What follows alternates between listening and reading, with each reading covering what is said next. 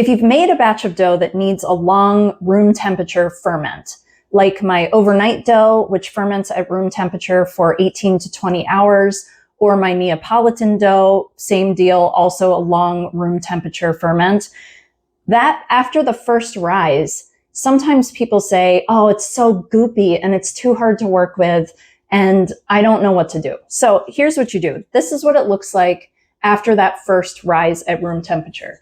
It is goopy. You see some bubbles on top and you see that it's like a little jiggly and wet looking. Just dust a countertop, or here I have a clean board with flour. Doesn't really matter what kind of flour. I just use bread flour, which is what I use to mix the dough. And then use your hand, which already has a little flour on it to help, and scoop it out of the bowl like this. If you want, you can use a bench scraper, but I don't see any trouble with using my hands. So here you have your dough. You can see it's sticking a little bit to my hands. That's okay. You want the dough to be a little sticky. So scrape the dough onto your floured surface and then just move it around just until you can touch it without it sticking all the way to your hand. It's okay if it sticks to your hand but then releases. That's good stickiness. You don't want it to be perfectly, you don't want it to be floured all the way, because then you're adding flour, which could dry out the dough. Okay, so once it's just been dusted enough so that you can handle it, then you can divide it up. This recipe I divide in half and ball it. And again, it's okay if it sticks to your hands just a little bit. You just don't want it to adhere to your hands and not come off. Okay, and then you ball it up, still on your floured countertop.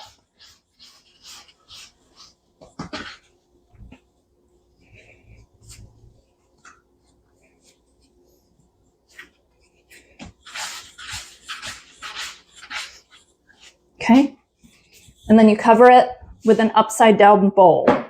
Covering the balls of dough with an upside down bowl keeps them from drying out while you're getting your toppings ready, preheating the oven, and just letting the dough rest so that it's nice and pliable for stretching.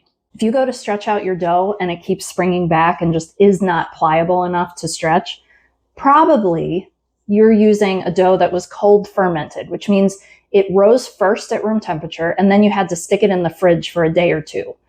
Now, if you don't let that dough come fully to room temperature, or as close as you can get, it's not going to stretch like you want it. So in those cases, if your dough isn't stretching and it has been cold fermented, well, then cover it with a bowl, walk away, go do the dishes or something else, and come back about 15 to 20 minutes, and it should be ready to go. And if not, if you're in a rush, guess what? The world is not going to end if you have to use a rolling pin. It won't. Purists will tell you it will, but I promise it won't.